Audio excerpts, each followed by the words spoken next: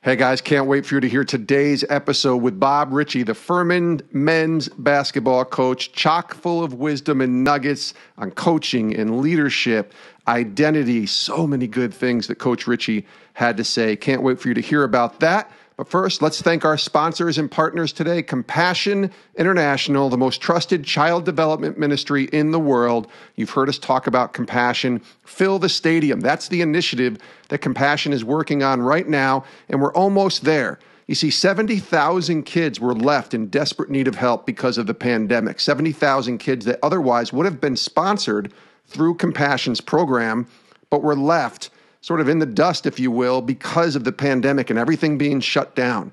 So Compassion created this Fill the Stadium initiative and partnered with our pro athlete friends to help release 70,000 kids and their family from poverty. And I'm happy to report we are more than halfway there, and we're getting close to our 70,000 goal. But we're not there yet, and we need your help. So check out fillthestadium.com to donate and help release these kids and their family from poverty. Fillthestadium.com.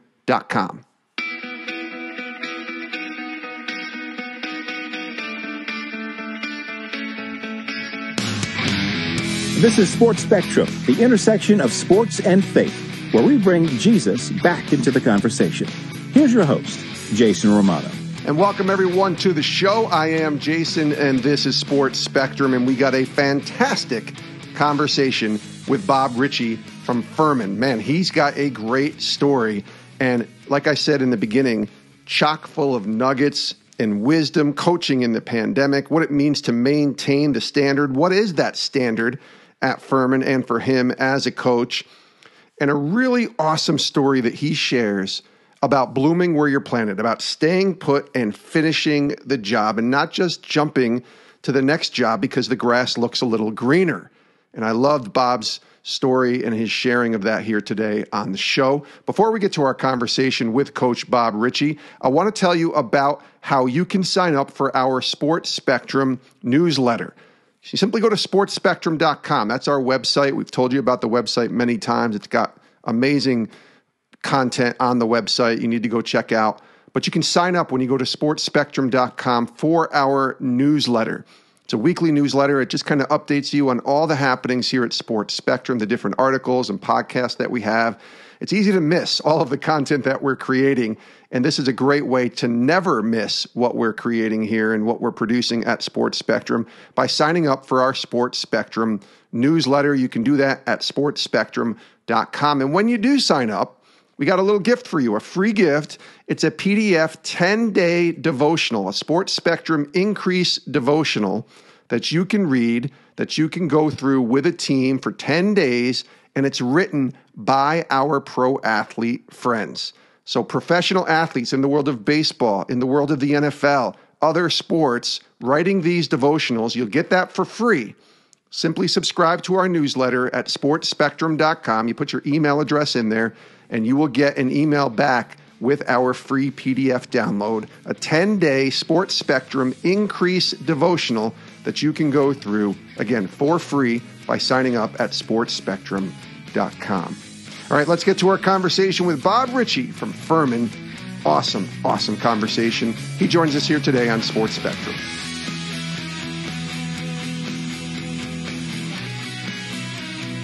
Coach Richey, welcome to Sports Spectrum, buddy. How are you? Doing great. Appreciate you having me on.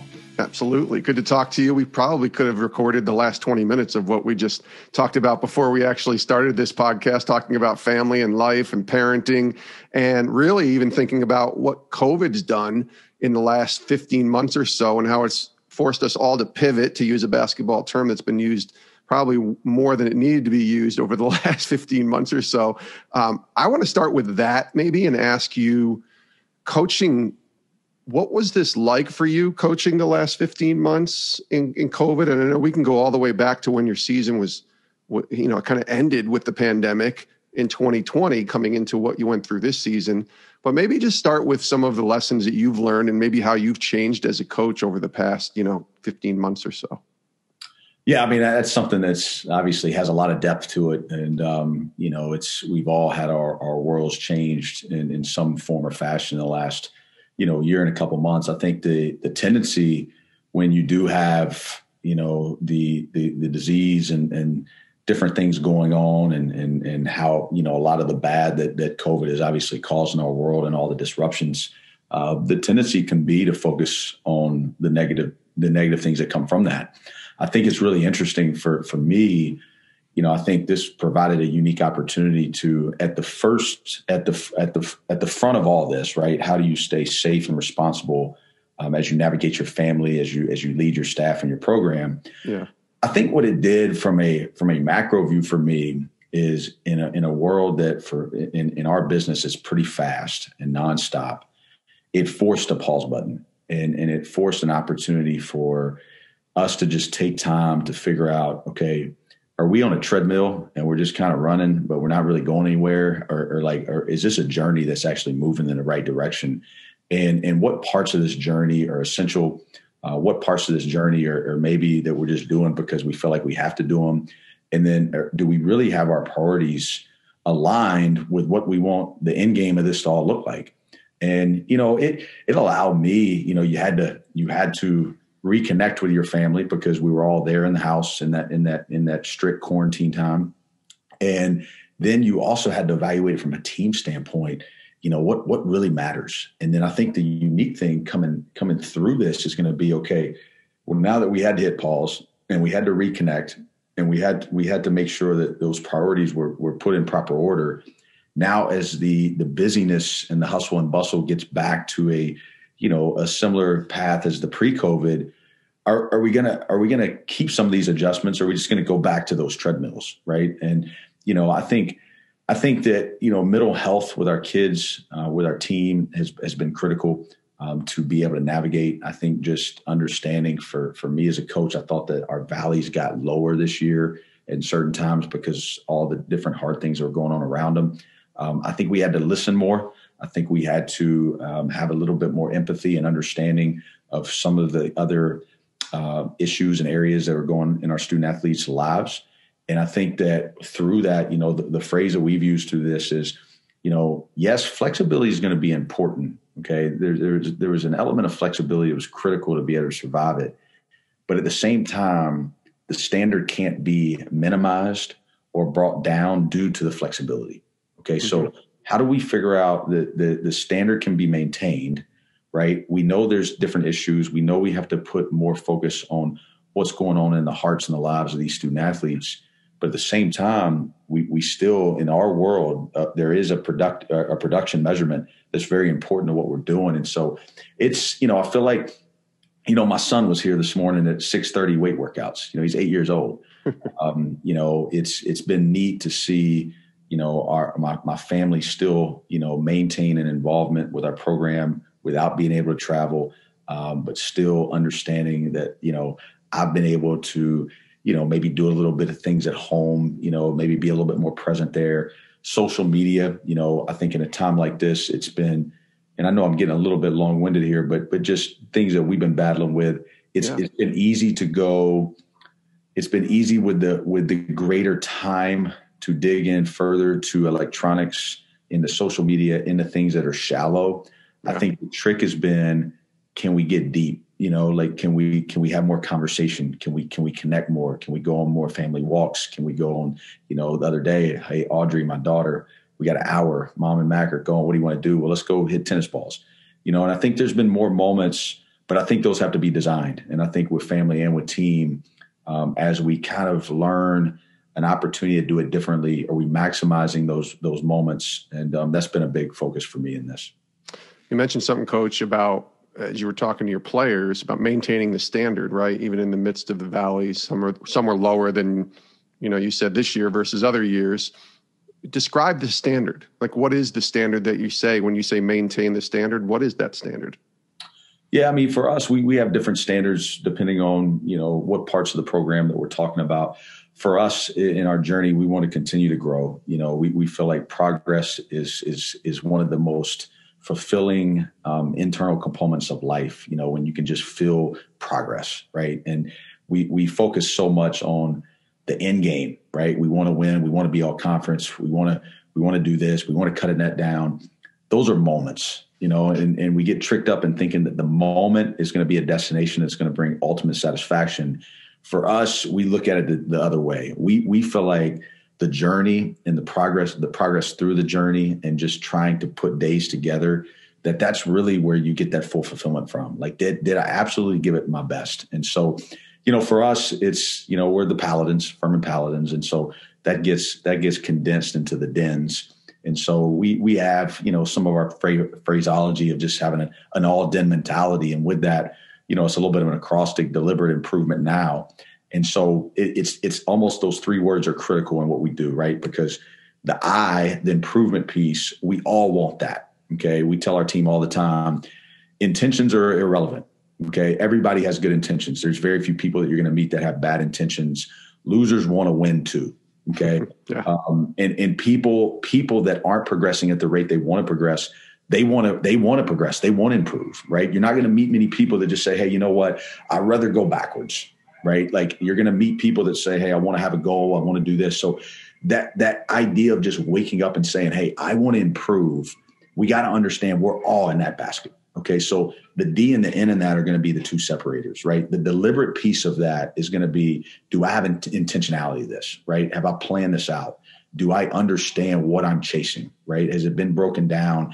Have we put a schedule? Have we put a routine with it? Do we have ritual with it, right? So that we can try to get that everyday mentality. And then the last piece, that now part, that's the urgency. That's the immediacy. That's the not tomorrow, today, right? And just understanding that if we can be deliberate, we can chase and we can run and we can grow. We can run the race, right? And we can have this urgency behind it. Then if we can put 365 of those together, all these results that we all want, these destination moments, eventually you're going to get them. And I think what that does is it makes it in a situation where whatever you're going on in your world right now, right? Whether it's COVID, whether it's different issues that you have going on, you just got a promotion, you just lost a job. If we can just go attack the day with that mindset, then we're going to hit the standard. And when we lose that immediacy and that urgency and that deliberateness and that desire to grow daily, then that's when the standard comes down. And that's where when you lose humility and you get arrogant, right? When you think you've arrived, when you think that your talent's enough, that's when you can start kind of inching backwards and you start to get in that mode of apathy a little bit that we try to avoid. A lot of these principles that you're describing are biblical, clearly from the Word. I'm wondering for your faith, and we'll get to your journey of faith in a minute, but how does that influence the way that you coach, today and where you are? You've been a head coach now. You just finished your 4th season as a head coach versus being an assistant prior to that. But maybe through the years and where you are now, how has that faith influenced the way that you go about coaching? Tremendously, because I think, like you said, a lot of this does align. And, when you study Jesus as a leader, right? I mean, you see a lot of different components. He was the greatest competitor. He's the ultimate warrior. And the neat thing about it is for us, like running the race, right? And understanding that there is, you have to run a race. You can't just expect that things are going to just happen for you, right? And that, if you believe, you achieve. I do not subscribe to that stuff, right? Like there's the idea of believing, yes, is critical, but you got to do the work. And I think just in terms of all the alignment of it, the principle of focusing on the day, that don't worry about, yesterday's history, tomorrow's a mystery. You got to focus on the day, that's biblical, right? And just understanding that, today is what we have, right? And so how do we maximize today? It also relieves a lot of stress and pressures of what tomorrow is going to be like, and that's where that faith component comes in, that I'm going to control what I have in front of me. And then I'm going to have faith that, and part of faith is understanding we don't control all the outcomes, right? Like we've got to understand that there's a sovereign God that controls all the outcomes. What is my part of the equation? My part of the equation is not always the outcome. Did I give an input that is worthy of a desired outcome, but also trusting that it might not be the outcome that he has for me, right? And so, God doesn't necessarily allow us to win every game, right? He wants us to go through in seasons, but also in life. You've got to, when things don't go your way, right? Book of James, right? Long suffering. Okay. And these are good things, supposedly. Okay. Well, that's not a message. That's not a message you hear a lot, that when you go through difficulty, they consider it pure joy. Okay. Well, what does that mean? Well, that's where you develop patience. That's where you develop long suffering. That's where you're improving your ability to be a journeyman. right? And so I think sports it's a small piece of where you can really learn that for life. And I think, unfortunately, in our business, the pressures, the firings, the desire to win at all cost, it's really taken our ability to see clearly, what are we trying to do in this? What is the right output in this? And we've gotten a little bit distracted, unfortunately, in our industry. And I want to hopefully have enough quietness in my life and planning in my life and prioritizing my life that I don't lose sight of that, and that I can go to bed at night and feel like that we're doing this with a greater purpose.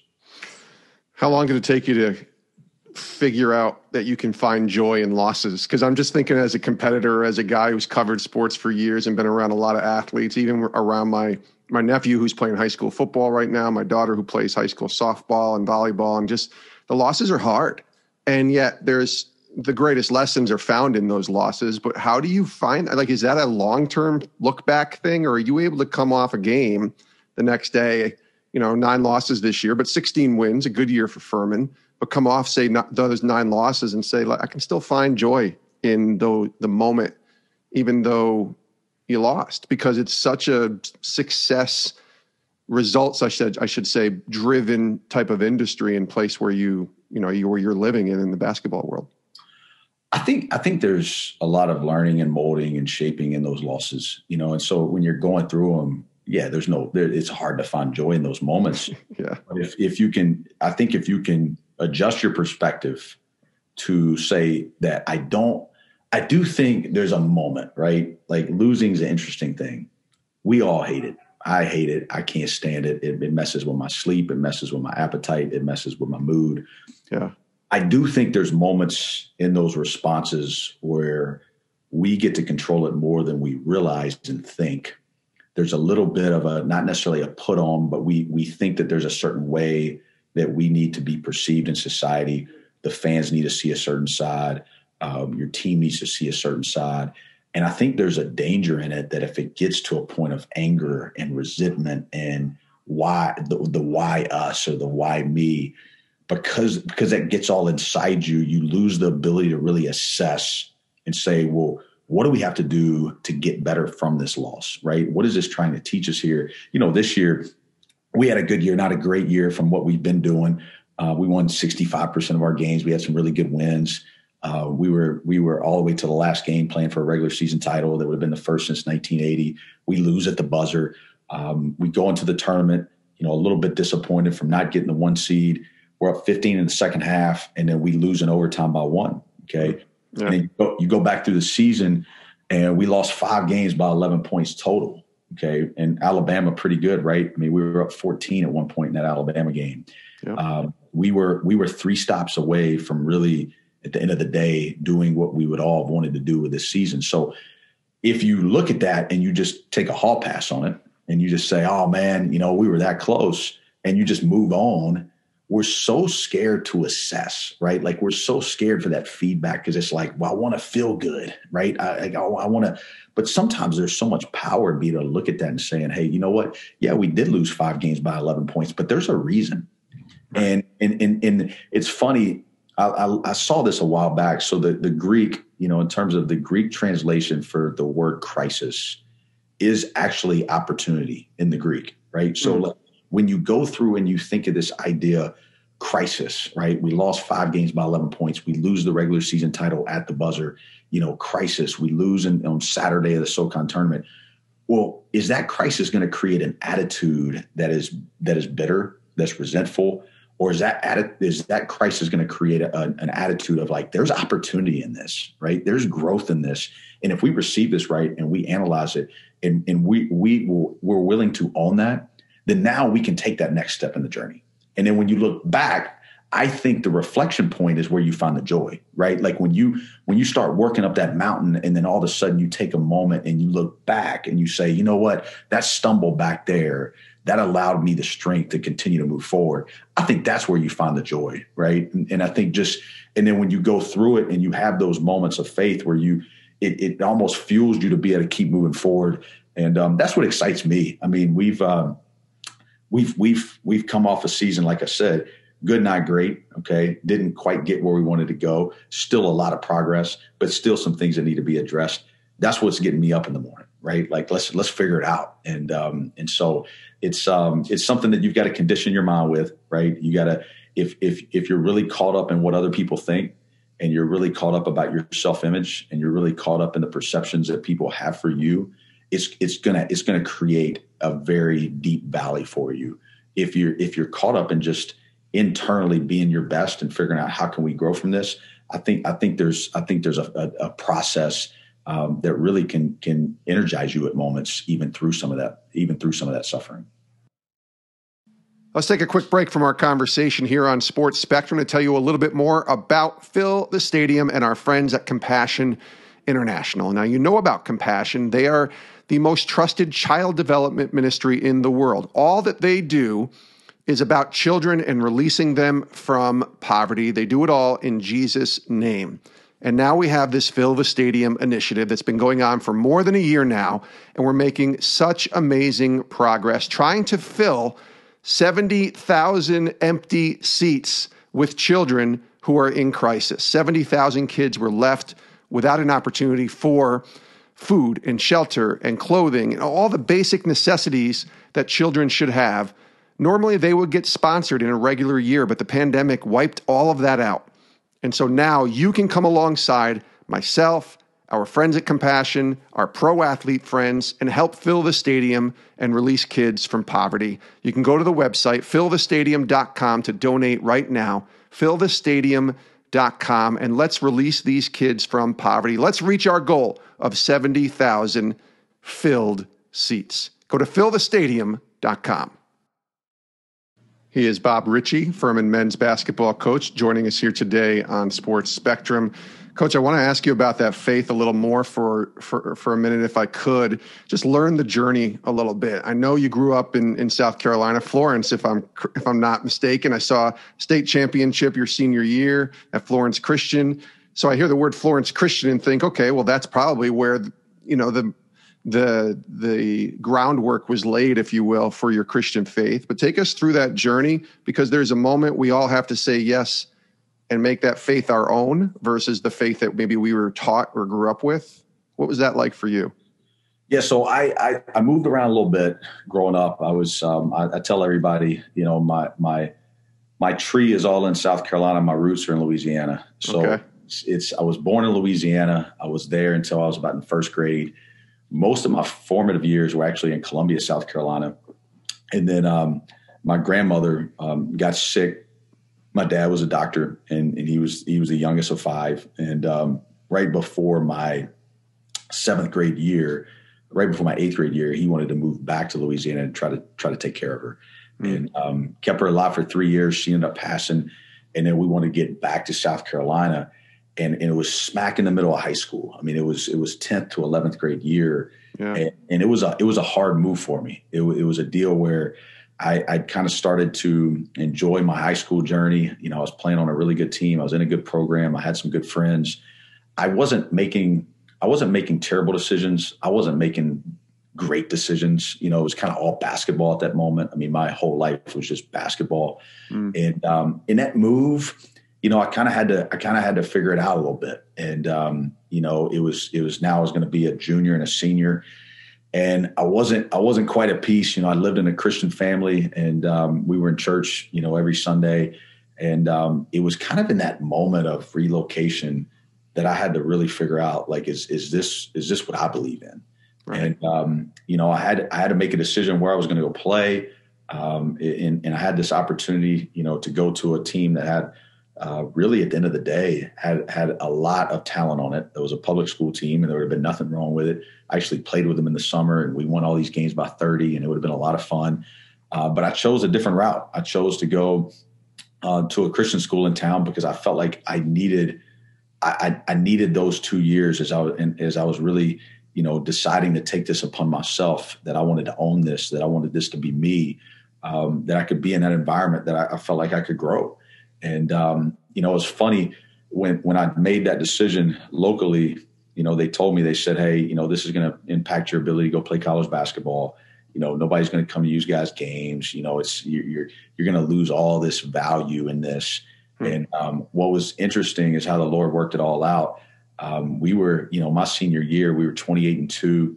And, our games were packed out. The newspaper, you would open it up my senior year, and on the front page, it would be Florence Christian. It wouldn't be the public schools in town. And then we went on to one state. And, I got to kind of see the Lord work through that of like, hey, this is what everybody told you this would look like. But at the end of the day, like you got to trust and you got to be comfortable kind of having a different path.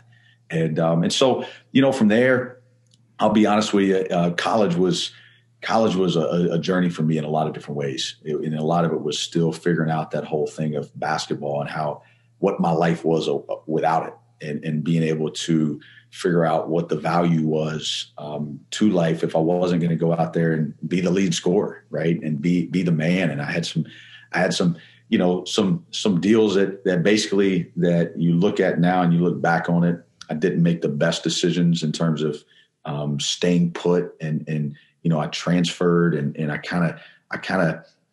I ran too quickly in a couple moments, in my opinion, looking back. But going back to what we were talking about, learning through the hard, it's impacted some of my decision making in adulthood, because sometimes when it would look like the normal thing to do is to leave, I stayed put. And I think it's the reason I was able to become a head coach at 34 years old. And so I look at my hard journey in college. It wasn't what I wanted, especially the first 3 years of it. The last two, though, it's when I felt like I grew and matured the most. I was away from basketball for a full year, and I ended up finding my wife, and I was able to play again after my knee got right, and I was able to enjoy it for what it was, for the teammates. It provided the opportunity for me to get my first job at Charleston Southern. And so I was able to see how, taking the messy a little bit and seeing what the meaning behind a lot of that was, and it helped me in later steps in my life. That's awesome. I love that story. And as you became an assistant coach, you mentioned Charleston Southern, where you kind of cut your teeth. You were 23, I think, if I'm doing the math correctly here in my research, when you got that first assistant coaching job, and you kind of learned and grew through there, and then coming to Furman as an assistant as well.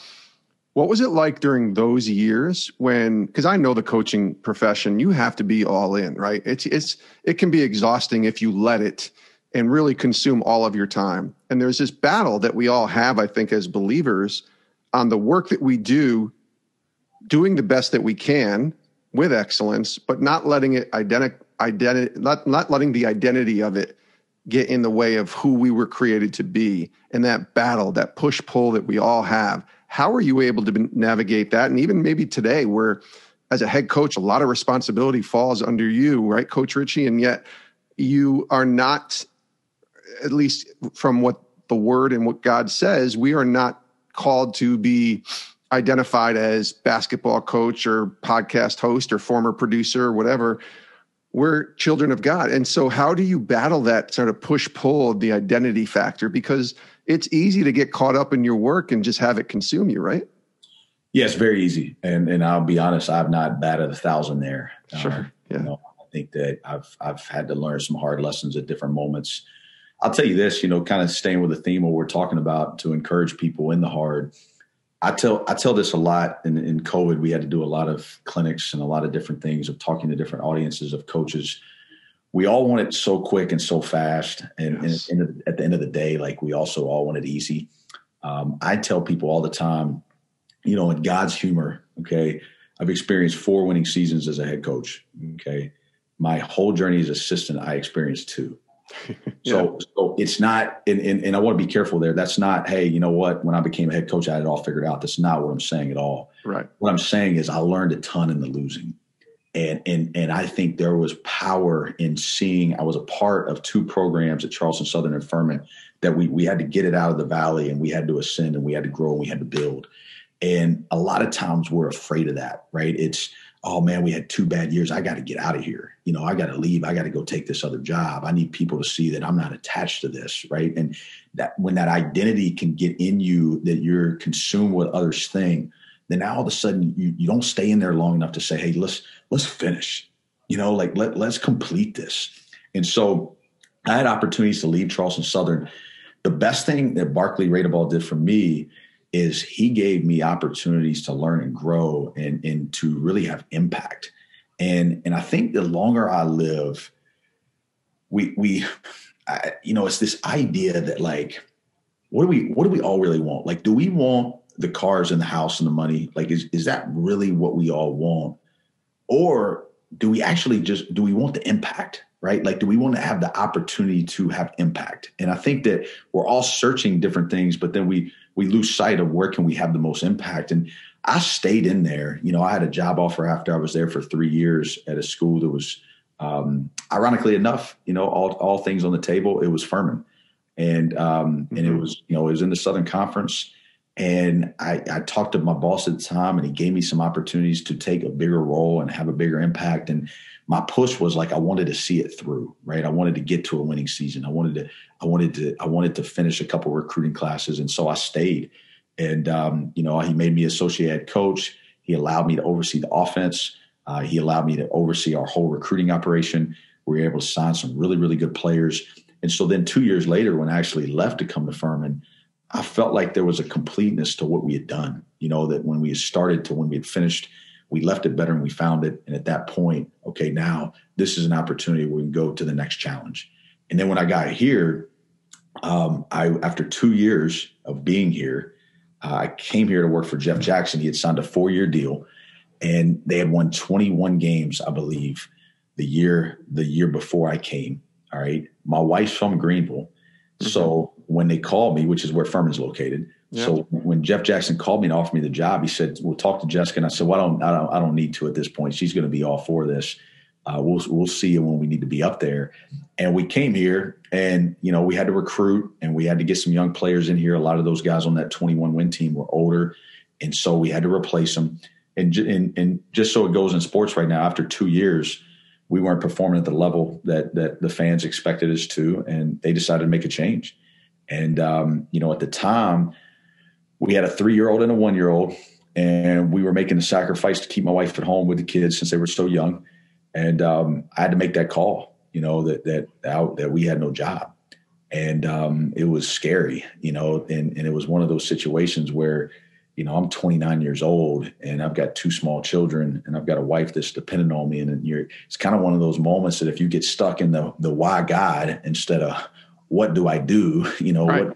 What I mean? If you get stuck in the why as opposed to the what and the how, it can pull you down further. And so they named me interim head coach just to kind of keep it together. And Nico Medved came in from Colorado State. And, again, this just shows you more of my story and how I think, but I had 2 other opportunities to leave, one of them for more money. And I don't want anybody to think I'm I don't get in these modes a lot where I'm like super emotional in terms of like, I want clarity in my decision-making, right? Sure. Like I want reason behind it. And my wife thought we were leaving. All my mentors in the business told me to leave. I took an afternoon to just walk and pray and really try to get a clear mind. And I just felt very convicted that God was telling me, stay put and finish. Just keep running the race where you're at. And nobody's going to tell you to do this. It's going to sound really idiotic to a lot of people, but it was so clear to me. Like I couldn't explain it, but it was quick. I mean, I walked in Nico's office and I said, hey. He said, hey, let me know tomorrow what you're thinking. I said, I'm here. All right. Like let's do this. And he kind of looked at me. He's like, really? And I called my wife and I said, hey, we're staying. And she said, really? And, I couldn't explain anybody why, except like, hey, this is just what I feel like we're convicted to do.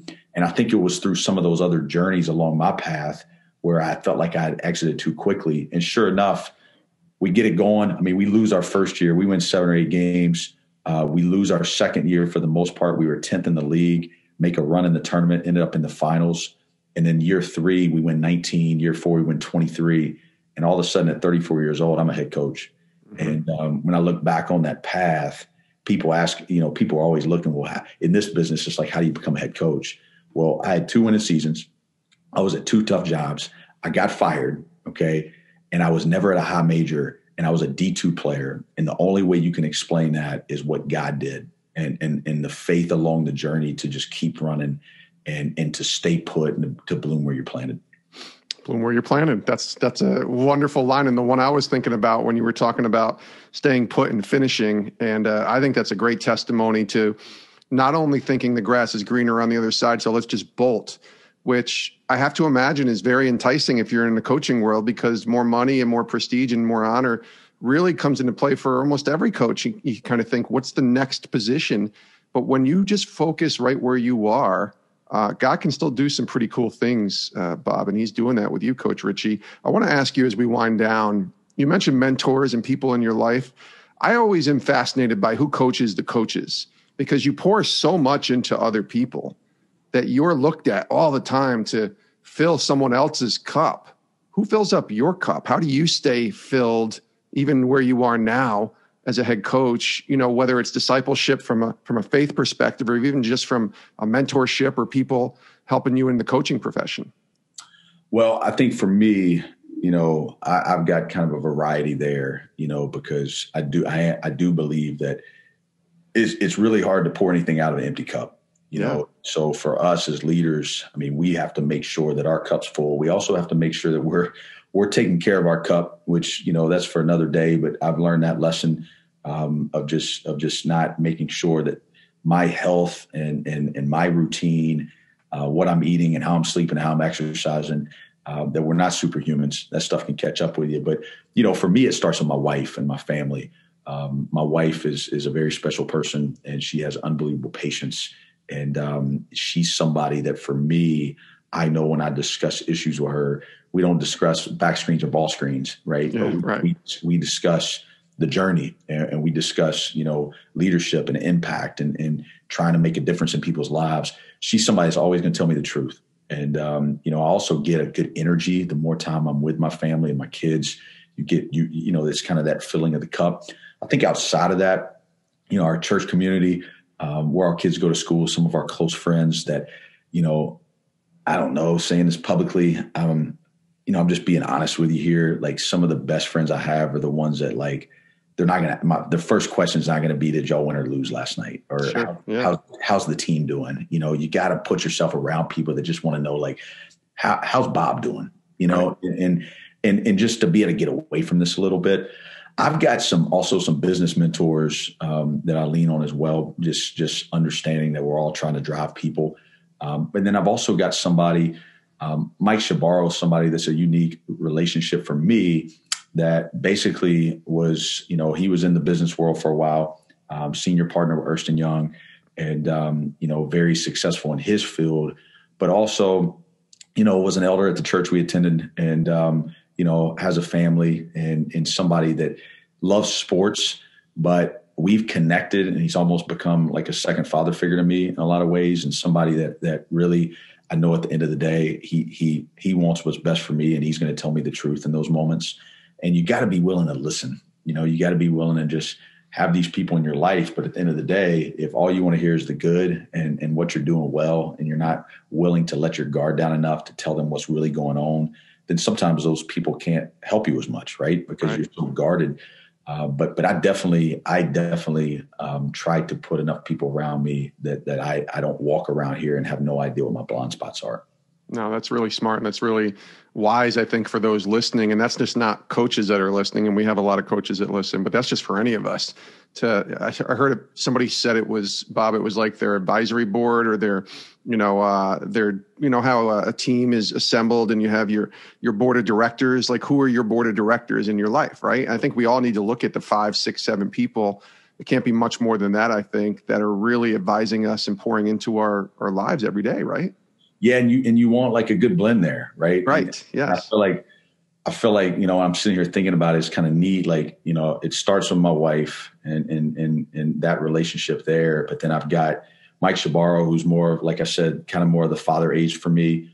I've got a close friend of Nick Sanders, that's an attorney that actually was a former player at Furman. That's the same age as me, and our families are kind of on the same journey. We talk about a lot of different things.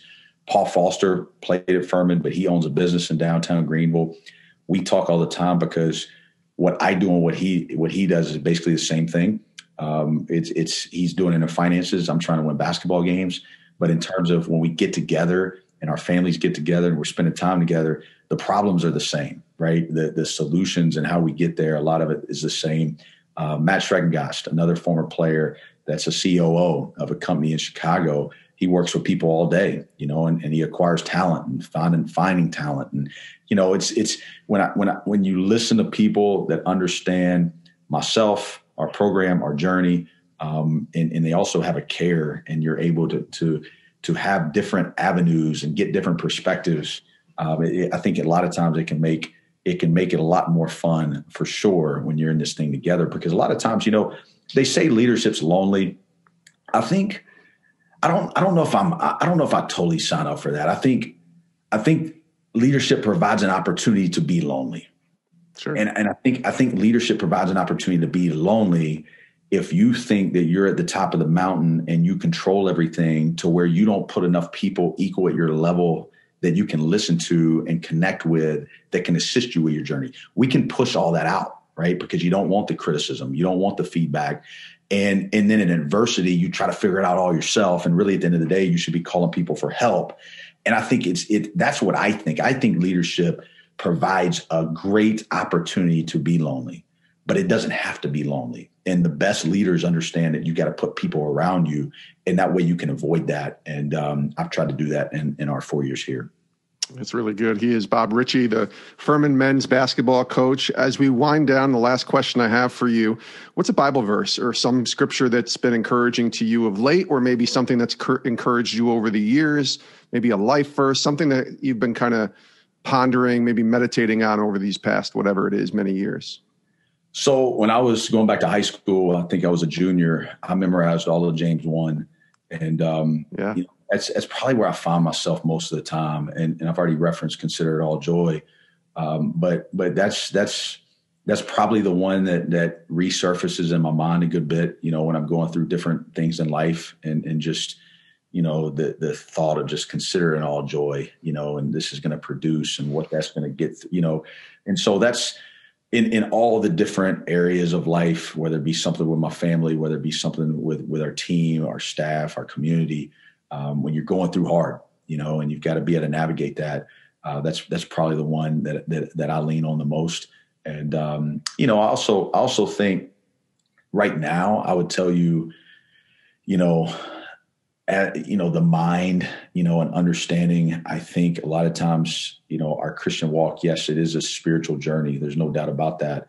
But I think the impact that our mind has on that, I think there's a lot of scriptural reference with that, right? The renewal of your mind. Yeah. And also as a man thinketh, I think understanding how the mind fits in all this and how that sometimes that can feed and connect with the soul.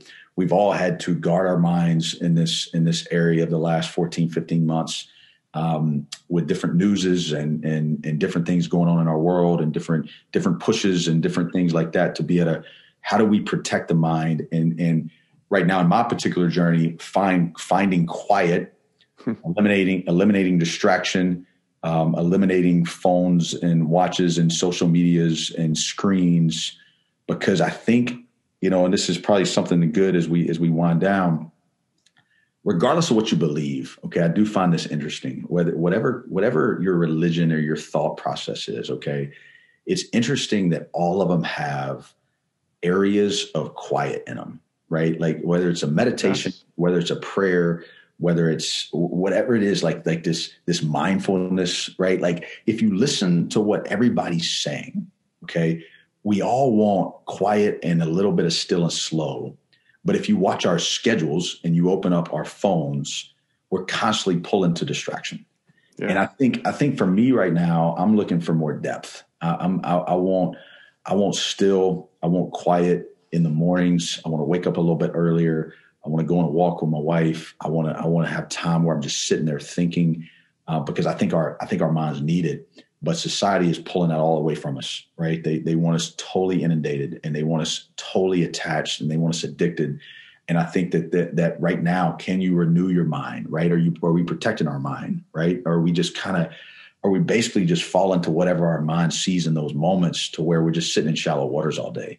And that's just the kind of the season of life I'm in right now. It's just how, in a world that's saying be shallow, how can we go deeper? And, that's probably a good way to end the segment is just, That's good. That's kind of where I'm at. No, that's really good. I think that's an encouragement, not only to me, but for so many that are listening. Bob Richey, thanks, man. Thanks for coming on the show. We'll have to get you back on, and maybe I'll get down in South Carolina at some point, come down and shake your hand and say hello and hang out with you guys down there. But thanks for joining us here on the show, and all the best to you.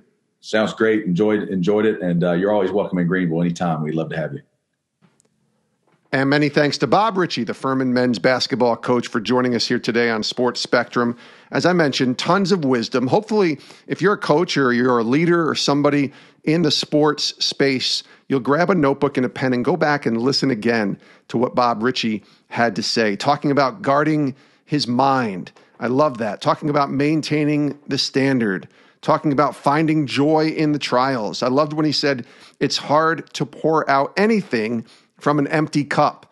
And he's doing a lot of pouring as a coach into others, but he needs to remind himself that he needs to fill his cup as well with the different people that are surrounding him in his life, starting with his wife, but all those other people that he mentioned, and making sure that he's being filled himself and not just running on an empty tank. It doesn't end well when you try to do that. Tons of great wisdom, and I'm just so grateful to Bob Richey from Furman for joining us here today on the show. I hope you enjoyed that conversation as well. We thank you for listening. Make sure you click that subscribe button and sign up for our podcast so you never miss an episode on whatever app you're listening to our show on. It's Spotify, Apple, Google Play, Stitcher, even at our website, sportspectrum.com. You can listen to this podcast for free everywhere podcasts are found. And then make sure you go to sportspectrum.com, the website, sign up for our newsletter, get a free gift, a 10-day devotional written by professional athletes that you can walk through with someone else. A 10-day Sports Spectrum Increased devotional is yours free if you sign up for our newsletter right now at sportspectrum.com. Thanks again for tuning in, and we'll see you guys next time right here on the show. I hope you all have a great rest of your day. Please do stay safe.